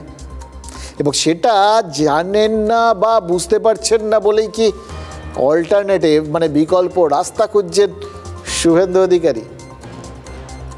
তাই জন্যই কি তাদের মনে হচ্ছে নেতারা না এই ব্যাপারে ভীষণ ওই সারাক্ষণ হাত আমরা বলি না নর্মাল কোর্সে হাতটাকে সামলান, নেতাদের ক্ষেত্রে এটা একটু বেশি করে বলা উচিত। এটা সারাক্ষণ কিন্তু হাত পা ছড়িয়ে যাচ্ছে, মানে নিজেরটা আছে ঠিক আছে, এটা গুটিয়ে রাখছেন, তারপরে আবার হাত বাড়াচ্ছেন পাশের থেকে টুকটুক করে যদি নিয়ে আসা যায়।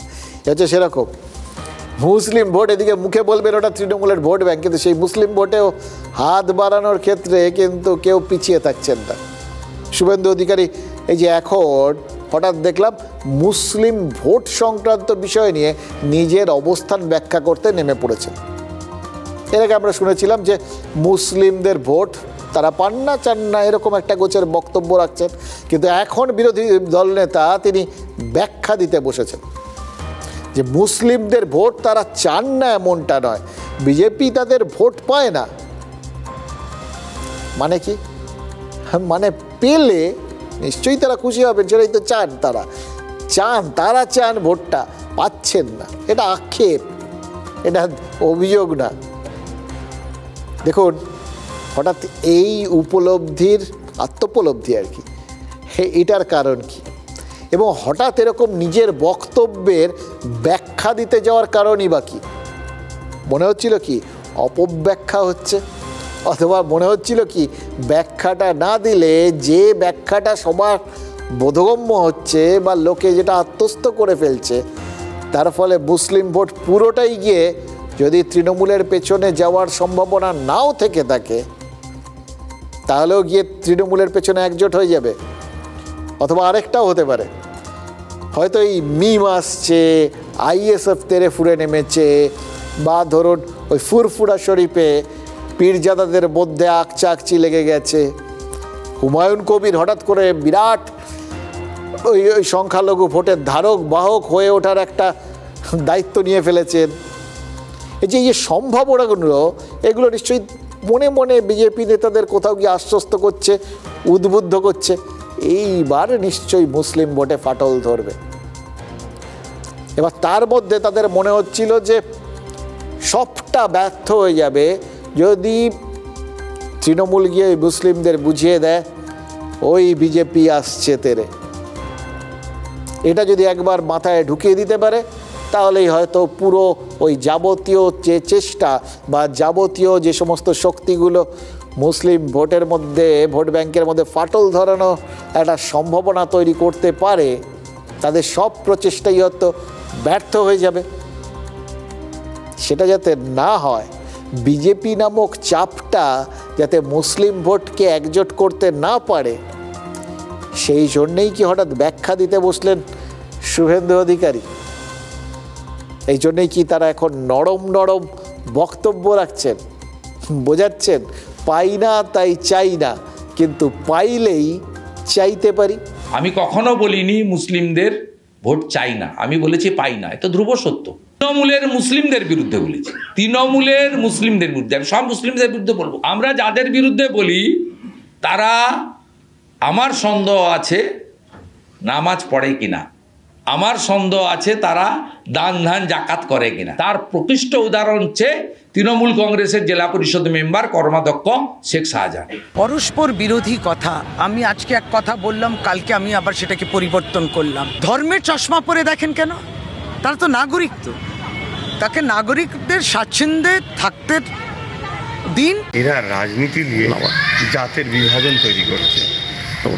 দ্বিতীয় নম্বর কথা হচ্ছে কে সৎ মুসলমান কে ব্যাড মুসলমান, এটা শুভেন্দু অধিকারী পার্থক্য করবে। দেরিতে হলেও বুঝেছে আমার মনে হয় যে শুধুমাত্র হিন্দু ভোট দিয়ে বাংলার মতো যেখানে 37% মুসলিম আছে মোতায় আসতে পারবে না। এটা বোধগম্য দেরিতে হলেও হয়েছে বিজেপির নেতাদের, আমার মনে হচ্ছে। ধূপ আপনারে মিলাইতে চাহে গন্ধে, গন্ধ সে চাহে ধূপের রহিতে জুড়ে। দেখুন, গরম লাগছে বলে শুভেন্দু অধিকারী যদি এই ধর্মের চাদরটা একটু খুলে পাশে রাখতেও চান, তাহলে তৃণমূল কি সেটা হতে দেবে? একদম না, কিছুতেই হতে দেবে না। এমন একটা পরিস্থিতি তৈরি করবে যাতে ওই বলতে হাম তো ছোড় দিয়া লেকিন কমলি নেই ছোড়তে, এরকম একটা বলার মতো পরিস্থিতিতে পৌঁছে যাবে বিজেপি। এই যে তৃণমূল এই কাজটা করবে, তার কারণ তারাও তো একটা অঙ্ক কষে বসে আছে। বিজেপিকে হিন্দুত্বের জালে জড়ানোর পাল্টা ছক কি কষা হচ্ছে না? তারা যত সরিয়ে রাখে নিজেদের একটা অন্যরকম ইমেজ তৈরি করার চেষ্টা করবে, তাদের ওই হিন্দুত্বেই নিয়ে গিয়ে ফেলা হবে। এই সংসদেই কী হচ্ছে দেখুন না, কাল বন্দে মাতারাম নিয়ে প্রধানমন্ত্রী টানা 55 মিনিট নেহেরুকে আক্রমণ করে গেলেন, দেখলেন তো, মুসলিম তোষণের অভিযোগ তুললেন। আর আজ ইন্ডিয়া ঐক্যের শতাধিক সাংসদ একজোট হয়ে পাল্টা চাল দিলেন। মাদ্রাজ হাইকোর্টের বিচারপতি GR স্বামীনাথনের অপসারণ চেয়ে তারা সংসদে ইমপিচমেন্টের নোটিশ দিলেন এই বিরোধীরা। এবার 120 জন সাংসদের সই করা ইমপিচমেন্টের প্রস্তাব দেওয়ার যখন সেটা ওই স্পিকার ওম বিড়লাকে দেওয়া হলো, তখন আপনাদের মনে হতেই পারে যে হঠাৎ করে এরকম কাণ্ডটা হলো কেন, কি করেছেন এই স্বামীনাথন, বিচারপতি স্বামীনাথন? তিনি তামিলনাড়ুর তিরুপারানকুন্দ্রম পাহাড়ের মাথায় দীপাধারে প্রদীপ জ্বালানোর অনুমতি দিয়েছেন। এই ব্যাপারটা নিয়ে আপনারা আগে খুব একটা মাথা ঘামাননি, আমি জানি খুব বেশি সবার মাথায় যে রয়েছে ব্যাপারটা তাও নয়, রাখুন, কারণ এটা একটা নতুন ইস্যু হতে চলেছে। আমরা আগেই আপনাদের জন্য একটা ইঙ্গিত দিয়ে রেখে দিলাম, বড় হওয়ার সম্ভাবনা আছে। এবং ওখানে শুধু দীপাধারে প্রদীপ জ্বালানোর অনুমতি দিয়েছেন স্বামীনাথন তাও নয়, বিচারপতি স্বামীনাথন ওখানে কেন্দ্রীয় বাহিনীর পাহারার নির্দেশও দিয়েছেন। এবার এইটাতে বিতর্ক কোথায়? বিতর্ক তো গোড়াতেই ওই পাহাড়ের ধর্মীয় মালিকানা নিয়েই তো ঝামেলা। ওখানে বহু শতাব্দী প্রাচীন কার্তিক মন্দির রয়েছে, আবার তার কাছেই সিকান্দার বাদুশার দরগাও রয়েছে। এবার পাহাড়টা ওয়াক অফ হবে কি হবে না সেটা নিয়ে হাইকোর্টে মামলা চলছে।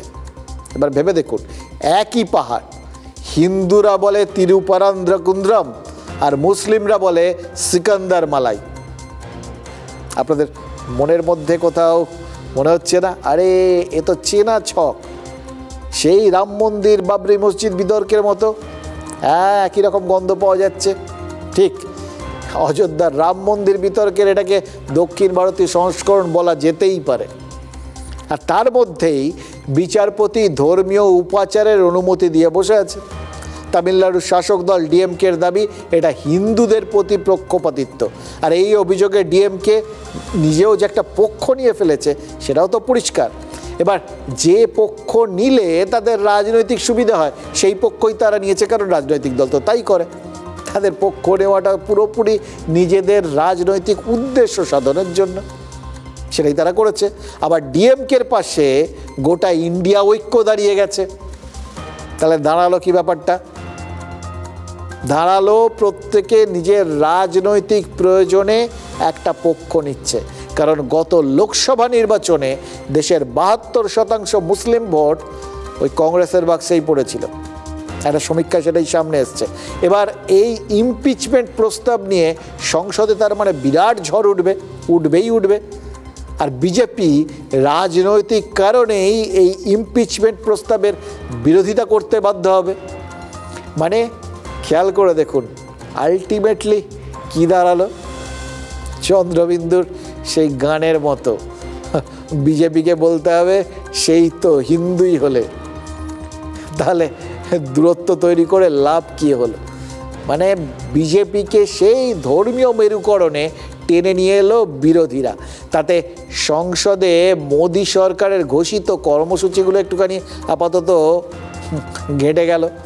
এমনিতেই এবারে শীতকালীন অধিবেশন মাত্র কয়েকদিনের, SIR নিয়ে প্রতিবাদ করে একটা দাগ কাটছে না, তাই নতুন ইস্যু সামনে নিয়ে আসা হলো। এবং দেখুন, এই ইস্যুটাতে যদি ভেবে থাকেন যে এবার বিজেপির একটু চাপ হলো, বিরক্ত হলো, নিজেদের যা যা এজেন্ডা ছিল সেটা পূরণ হলো না, যে যে জিনিসগুলো পাশ করানোর ছিল সেগুলো হলো না, এইভাবে তারা একটুখানি মানে অস্বস্তিতে, তাহলে ভুল ভেবেছেন। কারণ এই ইস্যুতে বিজেপির রাজনৈতিক ক্ষতি তো কোথাও নেই। মন্দির রাজনীতি বিজেপিকে চিরকাল সুদ দিয়েছে। বিশেষ করে রাম মন্দির প্রতিষ্ঠার পর বিজেপির রাজনৈতিক গ্রহণযোগ্যতা হিন্দুদের মধ্যে এক প্রস্থ রয়েছে। রাম মন্দিরে ধ্বজা উড়েছে, আবার মনে করিয়ে দেওয়া হয়েছে। বিহারে সীতার দুটো মন্দির গড়ে দেওয়ার রাজনৈতিক প্রতিশ্রুতি দেওয়া হয়েছে বিহারে। আর কাশীর ওই জ্ঞানবাপী মন্দির বিতর্কটা তো রয়েছে, আপনারা জানেন। তার সঙ্গে আরও বিতর্ক কি কম পড়িয়াছে, মথুরায় কৃষ্ণ জন্মস্থানের বিতর্ক রয়েছে, তার সঙ্গে আর একটা জুড়ে গেল। এবার এই তামিলনাড়ুর মন্দির যদি জুড়ে যাই তাহলে কি হলো? বিজেপি ভাববে ও সে রাজ্যে কিছু শতাংশ ভোট আপাতত তো নিশ্চিত হয়ে গেল। এমনকি যে বাংলায় শাসক দল দীঘায় জগন্নাথ মন্দির করেছে, উত্তরবঙ্গে মহাকাল মন্দির তৈরিতে কাজে হাত লাগিয়েছে, সেখানেও তো মন্দির রাজনীতির তাস ফেলেছে বিজেপি। তারা কি কম টেনে আনছে? এই শীতকালীন অধিবেশনেই তো বাংলা থেকে যাওয়া বিজেপির একজন সাংসদ দাবি করেছেন মালদায় যা আদিনা মসজিদ, আগে তা নাকি ছিল আদিনাথ মন্দির। তার মানে বাংলার জন্য বিজেপির ওই মন্দিরের রাজনীতির এজেন্ডা সেটা কিন্তু বিজেপি রেডি করে রেখেছে। এটা এখন নামাচ্ছে না, কারণ এটার মধ্যে একটা অশান্তি তৈরির বিষয় রয়েছে, সেটা যদি বুমেরাং হয় সেই জন্য তারা হোল্ডে রেখেছে। বাংলা এটা নিয়ে বিরাট নড়াচড়া শুরু হয়নি। কিন্তু যদি কোনোভাবে দেখা যায় যে ওই জগন্নাথ মন্দির বা ওই মহাকাল মন্দিরের ডিভিডেন্ড কোথাও গিয়ে তৃণমূলের পাওয়ার সম্ভাবনা আছে, তাহলে এই বিতর্কটা নিয়েও যে নাড়াচাড়া ভবিষ্যতে হবে না সে গ্যারান্টি দেওয়া যায় না। আপাতত প্রধানমন্ত্রী নরেন্দ্র মোদী তিনি অবশ্য একদম ব্যাক টু দ্য বেসিক্স, মানে একদম গোড়ার বিষয়টায় চলে গেছে।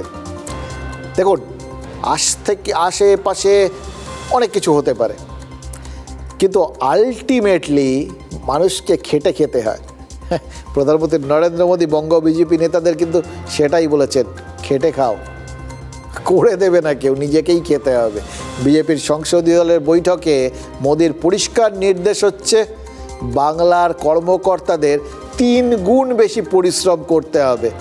মানে তারা এখন যা পরিশ্রম করছেন তাতে আশা নেই।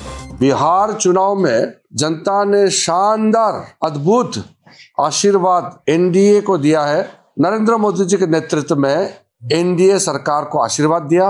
बिहार में नीतीश कुमार जी का नेतृत्व में राज्य सरकार को फिर से आशीर्वाद दिया। इसके लिए आज सारा एनडीए लीडर्स ने आदरणीय प्रधानमंत्री नरेंद्र मोदी जी को विजय माला भी पहनाया है। তাহলে মানে বুঝতে পারছেন যে একটা চাপ বঙ্গ বিজেপি নেতাদের ওপরেও কিন্তু দিয়ে রেখেছেন প্রধানমন্ত্রী। 14ই নভেম্বর বিহারে জেতার পর আসলে তিনি ওই বাংলা নিয়ে আশা প্রকাশ করেছিলেন না। তার মনের মধ্যে হয়তো বাংলার সম্ভাবনাটা হয়তো কোথাও গিয়ে চাগার দিয়ে উঠেছে, কিন্তু সেটার জন্য এখানকার বিজেপি নেতাদের কি করার দরকার সেটাই তিনি এখন একদম পুরো প্রেসক্রিপশন করে দিচ্ছেন। বাংলায় বিজেপির সম্ভাবনা আছে এটা বোঝাচ্ছেন, কিন্তু তার জন্য কী করতে হবে সেখানে তিনি বলছেন। এবার 11ই ডিসেম্বর এনডিএর সংসদীয় দলের নৈশভোজ, তাতেও তো ফোকাসে থাকবে বাংলায়। এবার খেয়াল করে দেখুন, বিহারে যখন SIR চলছে তখন দিল্লিতে ইন্ডিয়া উইককে নৈশভোজের ডাক দিয়েছিলেন রাহুল গান্ধী।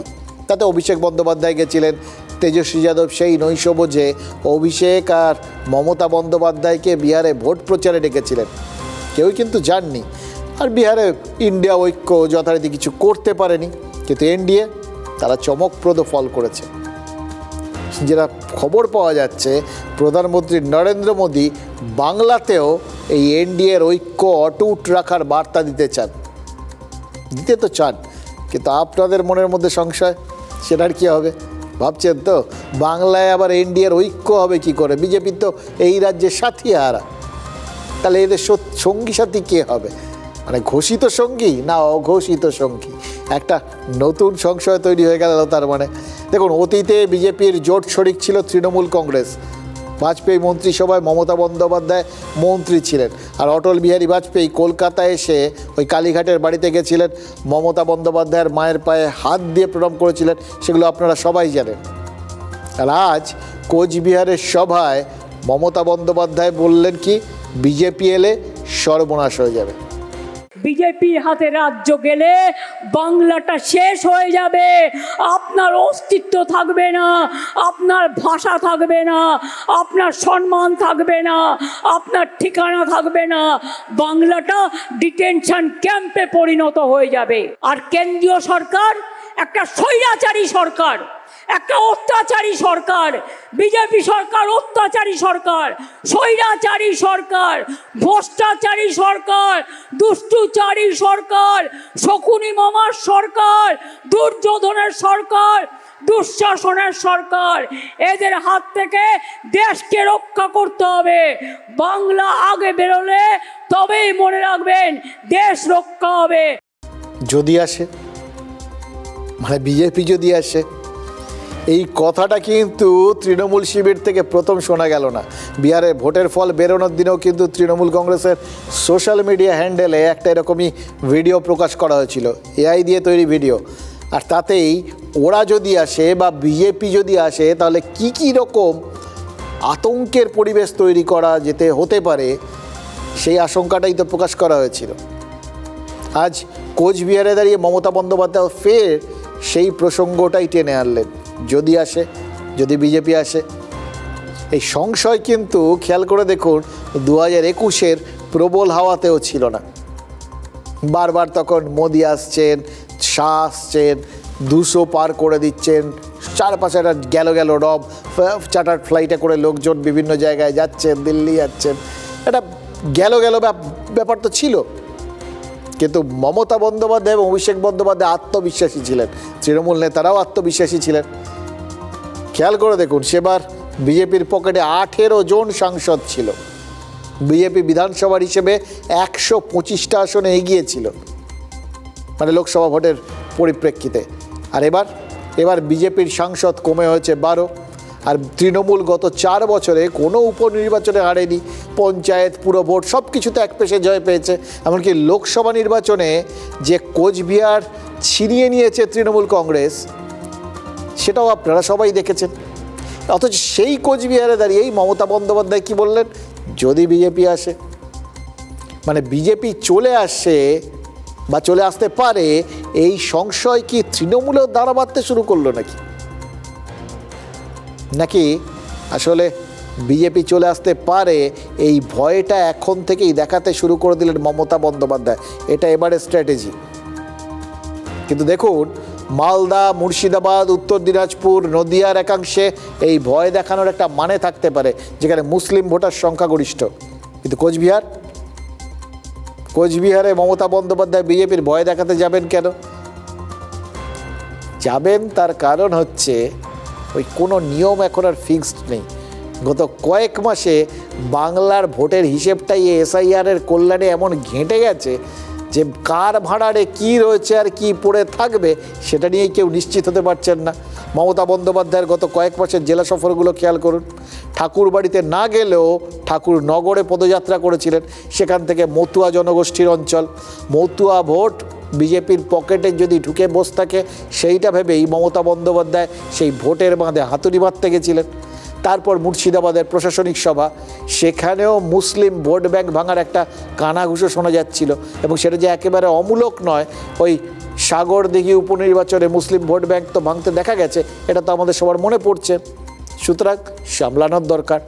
কোচবিহারেও এটা সামলানোর প্রয়োজন ছিল, কারণ ওখানকার রাজবংশী ভোট ব্যাংক বিজেপির শক্তি। একদম শুরুতেই সেখানটা টার্গেট করে সেখানে ফাটল ধরানোর চেষ্টা করলেন মমতা বন্দ্যোপাধ্যায়। নির্বাচনের সময় রাজবংশী মানুষের কথা বলেন, আর নির্বাচনের আগে আসাম থেকে নোটিশ পাঠান। আসাম থেকে নোটিশ পাঠাচ্ছেন কুচবিহারের লোককে, আলিপুরদুয়ারের লোককে, কি না তো তুমি আসামে এসে কৈফিয়ত দিয়ে যাও। কেউ যাবেন না, আপনারা বাংলায় থাকেন, বাংলায় থাকবেন, বিভেদকে রুখবো, বাংলাকে ঐক্যবদ্ধ রাখবো। পঞ্চানন বর্মার গায়ে হাত দিয়ে, পায়ে হাত দিয়ে শপথ করে বলছি, আমরা রক্ষা করব বাংলাকে, রক্ষা করব বাংলাকে, রক্ষা করব বাংলাকে। কোচবিহারে গিয়ে দলের অন্দরের ভাঙন ঠেকানোর ওপরেই তো জোর দিয়েছেন তৃণমূল নেত্রী, এবং তার দরকার ছিল। এবং খেয়াল করে দেখুন, একটা জিনিস দেখছিলাম জানেন তো, ওই নরেন্দ্র মোদী, প্রধানমন্ত্রী নরেন্দ্র মোদী বিজেপি সাংসদদের সঙ্গে সেই এবারের লোকসভা ভোটের আগেও যে বক্তব্য রেখেছিলেন, এবারও সেটাই বলেছেন যে যেখানে যে ওষুধ দরকার সেখানে দেবেন, মানে যে জায়গার যেটা ইস্যু সেইটা ধরে প্রচার করুন। মুখ্যমন্ত্রীও কিন্তু হয়তো সেই একই স্ট্র্যাটেজি নিয়ে চলছেন। বলেন না, মহাজ্ঞানী মহাজন যে পথে করে গমন, মানে তারা একরকম ভাবেন, গ্রেট মেন থিঙ্ক অ্যালাইক। তো সেটাই হচ্ছে হয়তো। হ্যাঁ, তিনিও ভাবছেন যে এক ওষুধে হয়তো রোগটা এক, কিন্তু প্রত্যেকটা মানুষের মধ্যে তার আলাদা আলাদা উপসর্গ, সুতরাং এক ওষুধে সবার সারবে না। বনগাঁয় গিয়ে তিনি তার সভায় ডেকে পাঠান নিয়ে ওখানকার যিনি পুরসভার প্রধান গোপাল শেঠকে, কারণ পুরপ্রধানকে পদত্যাগ করতে বলা হয়েছিল, তিনি পদত্যাগ করতে রাজি ছিলেন না। তাকে না ডেকে পাঠিয়ে মমতা বন্দ্যোপাধ্যায় বুঝিয়ে দিয়েছিলেন তার সঙ্গে নেই, তার ওপর চাপ তৈরি হয়ে গেছিল এবং সবার কাছে বার্তা চলে গেছিল। কিন্তু উত্তরবঙ্গে সেখানে আলাদা ওষুধ, সেখানে যুযুধান দুজন, তার মধ্যে একজন রবীন্দ্রনাথ ঘোষ, তিনি তো ওখানকার প্রধান, তাকে সরে পুরসভার প্রধান হিসেবে তাকে সরে যেতে বলা হয়েছিল, কিন্তু তিনিও মমতা বন্দ্যোপাধ্যায়ের সৈনিক হিসেবে মমতা বন্দ্যোপাধ্যায়ের নির্দেশের জন্য অপেক্ষা করছেন। এবার তাতে দেখুন, ওখানে দুজন উত্তরবঙ্গ উন্নয়ন মন্ত্রী, মানে একজন প্রাক্তন উত্তরবঙ্গ উন্নয়ন মন্ত্রী রবীন্দ্রনাথ ঘোষ, এভাবেও দেখতে পারেন, আর একজন বর্তমান উত্তরবঙ্গ উন্নয়ন মন্ত্রী উদয়ন গুহ। এই দুজনের মধ্যে সংঘাতটা প্রবল হয়ে উঠেছিল, অনেকদিন ধরে এটা নিয়ে চাপে রয়েছে তৃণমূল। কিন্তু মমতা বন্দ্যোপাধ্যায় সেখানে ওই আলাদা করে যে বনগার বার্তা বা ওষুধ সেটা দিলেন না, বরঞ্চ ডেকে পাঠালেন মঞ্চে, দুজনকেই তুললেন এবং ফাটলে ফেভিকল লাগানোর চেষ্টা করলেন, এবং তার সঙ্গে সঙ্গে এটা বুঝিয়ে দিলেন যে তার একটা স্নেহের জায়গা রবীন্দ্রনাথ ঘোষের প্রতি রয়েছে। রবীন্দ্রনাথ ঘোষের যে আনুগত্য সেটা কিন্তু কাজে লাগছে, সেটাও তিনি উপলব্ধি করছেন, এবং সেই জন্যেই ওই সব পক্ষকে মঞ্চে বসিয়ে একটা বার্তা দিলেন তৃণমূল নেত্রী, এটা ওষুধ বুঝিয়ে দিলেন ভোটের আগে এই জায়গাটায় ঐক্যবদ্ধ থাকাটাই খুব জরুরি। এটা কিন্তু রবীন্দ্রনাথ ঘোষের জন্য নিঃসন্দেহে একটা অক্সিজেন ছাড়া আর কিচ্ছু নয়, তবে এই অক্সিজেনটা দেওয়া হয়েছে দলেরই প্রয়োজনে, কারণ ওখানে দলেরও অক্সিজেন প্রয়োজন।